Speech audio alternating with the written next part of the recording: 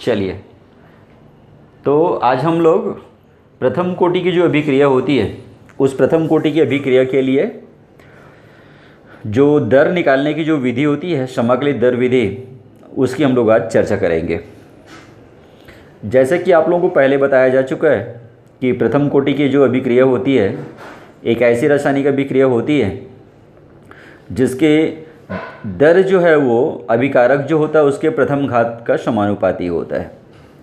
चूँकि अभिक्रिया की जो दर होता है वो अभिकारक के प्रथम घात का समानुपाती होता है, इसलिए हम लोग उसको प्रथम कोटि की अभिक्रिया कहते हैं। तो ये जो प्रथम कोटि की जो अभिक्रिया होती है उसकी हम लोग दर कैसे ज्ञात करेंगे, आज हम उसकी यहाँ पे चर्चा करते हैं। तो ये है समाकलित दर नियम विधि, समाकलित दर नियम विधि, जिसके द्वारा हम लोग प्रथम कोटि की जो अभिक्रिया होती है उसके हम लोग दर की गणना करेंगे। तो मान लेते हैं हमारे पास में प्रथम कोटि की जो अभिक्रिया है वो A=B प्रकार की हो रही है। इसमें अभिकारक का 1 मोल भाग ले रहा है, इसका आयतन 1 है, यानी सीधी सी बात है। अगर मैं यहाँ पर रासायनिक अभिक्रिया की दर निकालूं R, तो ये K×A⁻1 है। इस प्रकार से यहाँ ये प्रथम कोटि की अभिक्रिया है। अब ये जो अभिकारक है, इस अभिकारक की हम लोग प्रारंभिक सांद्रता जो है उसको ले लेते हैं a।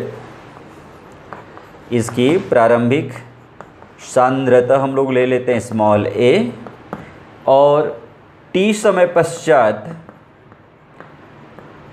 इसकी जो सांद्रता है इसको मैं मान लेता हूँ A-x। तो ऐसी स्थिति में यहाँ मान को रखा जाए तो इस प्रकार से R इक्वल टू हो गया K×A-x⁻1। किंतु रासायनिक अभिक्रिया की जो दर होता है, रासायनिक अभिक्रिया की दर R जो होता है तात्क्षणिक दर, वो dx/dt के इक्वल होता है। तो ये R की जो हम लोग dx/dt रख देते हैं तो ये हो जाएगा dx/dt इक्वल टू K×A-x। तो यहाँ मैं एक अंतरानुपात कर देता हूँ, A-x को बाई में ले आता हूँ और उसकी जगह में ये dt को ले जाता हूँ। तो उसके हिसाब से यहाँ पे हो जाएगा ये dx/A-x इक्वल टू K×dt। अब यहाँ पर मैं दोनों पक्षों का समाकलन कर देता हूँ, क्योंकि समाकलित दर विधि है। जैसे कि शून्य कोटि की अभिक्रिया के लिए आप लोगों को बताया गया था, सेम उसी प्रकार से यहाँ पे भी बनाना है इसको। तो दोनों पक्षों का समाकलन ले लेंगे, तो dx/A-x इक्वल टू K×dt। तो K नियत राशि है इसलिए इसका बाहर आ जाएगा ये। तो dx/A-x के बाहर आ गया और ये हो गया dt। अब इसका हम लोग समाकलन कर लेते हैं। तो इसका जो हम लोग समाकलन करेंगे तो क्या आएगा, देखिए इसका।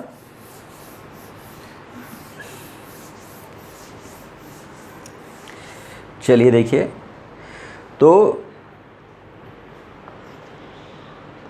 dx/x जो है उसका समाकलन होता है log x, और dx का समाकलन होता है x होता है। तो अगर यहाँ पे माइनस का निशान रहेगा तो ये सामने में माइनस लग जाएगा। तो उसी हिसाब से यहाँ पर x के सामने माइनस है तो इसलिए यहाँ पे माइनस में आ जाएगा। यहाँ पे -log A-x equal to K×t+i, जहाँ पर i जो है वो समाकलन नियतांक है।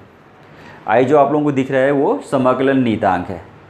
अब यदि मैं यहाँ पे एक कंडीशन ले लेता हूँ, t=0 ले लेता हूँ, शून्य समय ले लेता हूँ, यानी कि अभिक्रिया बिल्कुल चालू ही नहीं हो पाई है, प्रारंभिक है बिल्कुल। शून्य समय मतलब अभिक्रिया बिल्कुल चालू नहीं हुआ है, एकदम प्रारंभिक समय है।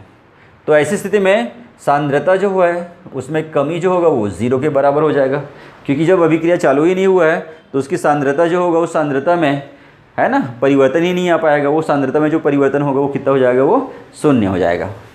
तो ऐसी स्थिति में यहाँ पे माइनस ये हो जाएगा log a minus 0 equal to K into 0 plus I. तो ये हो गया minus log a equal to I. तो इस मान को हम लोग फिर समीकरण 1 में हम रख लेते हैं। तो ये समीकरण 1 हमारा है, इसमें मान को रखता हूँ मैं, minus log a minus X equal to K T minus log हो गया a। ये आई है तो उसका वैल्यू मैंने पुट कर दिया यहाँ पे। तो ये log a है, इसको रिप्लेस कर देता हूँ इधर, तो ये माइनस जो है वो प्लस हो जाएगा।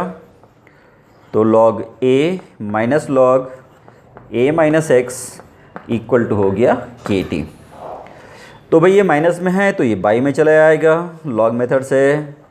तो ये हो गया a minus X equal to K T.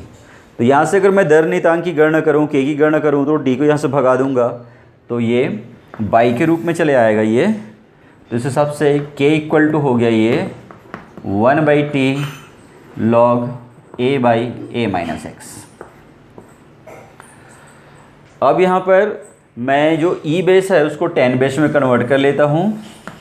तो k इक्वल टू हो गया 2.303/t log 10 बेस पर हो गया ये a by a minus x.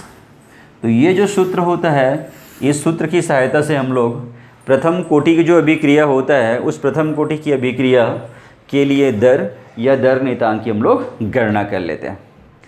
अब अगर यहाँ पर मैं प्रारंभिक सांद्रता जो लिया था पिछले बार में, जो a लिया था, उसको मैं a नॉट अगर ले लेता हूँ और a माइनस एक्स को अगर मैं ले लेता हूँ a, तो इसी समीकरण को मैं लिख सकता हूँ k equal to 2.303/t log 10 base पर a नॉट बाई a भी ले सकता हूँ।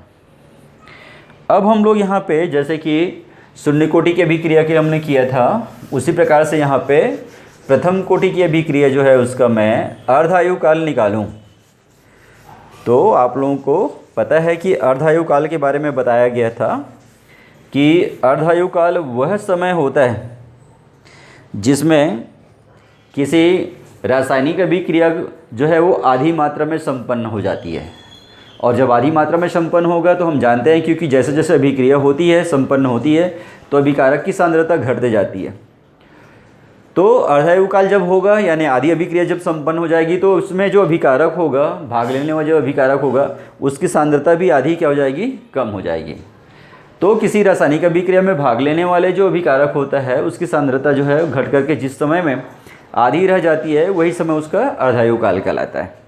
तो ऐसी स्थिति में यदि मैं यहाँ से t इक्वल टू ले लेता हूँ t हाफ, समय को अर्धायु काल के बराबर ले लेता हूँ, तो ऐसी स्थिति में जो सांद्रता होगा वो प्रारंभिक सांद्रता की आधी रह जाएगी। तो इस हिसाब से k इक्वल टू हो गया ये 2.303/t के प्लेस में हो गया t हाफ log 10 बेस पर a0 बाई हो गया ये a0/2। तो इसको एकांतरानुपात कर लेता हूँ अर्धायु काल निकालने के लिए।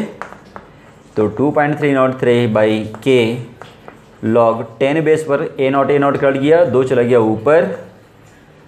तो यहाँ पे log 2 की वैल्यू पुट कर देते हैं इसमें। तो log 2 का जो वैल्यू होता है 0.3010 होता है। तो इस प्रकार से इन दोनों को मल्टीप्लिकेशन कर देते हैं, गुना कर देंगे तो गुना करने से हो जाएगा 0.693 बाई हो गया k। तो इस प्रकार से यहाँ पर हम लोग कह सकते हैं कि जो प्रथम कोटि की जो अभिक्रिया होता है उसका अर्धायु काल जो है वो अभिकारक की सांद्रता पर निर्भर नहीं कर रही है। अभिकारक की कोई सांद्रता यहाँ पे बचा नहीं है, इसलिए यहाँ पे प्रथम कोटि की अभिक्रिया का जो अर्धायु काल होता है वो अभिकारक की सांद्रता हो उस पर निर्भर नहीं करती है, बल्कि किस पर निर्भर करेगी, तो वो दर नियतांक जो होता है उसका व्युत्क्रमानुपाती होता है। अर्धायु काल जो हो रहा है यहाँ पे वो दर नियतांक के जो है उसका क्या हो रहा है, इसमें व्युत्क्रमानुपाती होता है। तो इस प्रकार से हमने आज देखा कि प्रथम कोटि की अभिक्रिया क्या होता है, उसकी अर्धायु काल कैसे क्या होती है और उनका गणना कैसे किया जाता है। चाहे वो प्रथम कोटि की अभिक्रिया के लिए दर या दर नियतांक की गणना करना हो या फिर अर्धायु काल ज्ञात करना हो, तो ये समाकलित दर विधि जो है उसको हम लोग फिर इसमें सीखे आज कि वास्तव में समाकलित दर नियम विधि के द्वारा हम लोग किस प्रकार से ये गणना करते हैं। तो फिर आगे की क्लास में फिर और इसके आगे फिर पढ़ाई करेंगे। आज की क्लास यहीं पे संपन्न करते हैं। Thank you.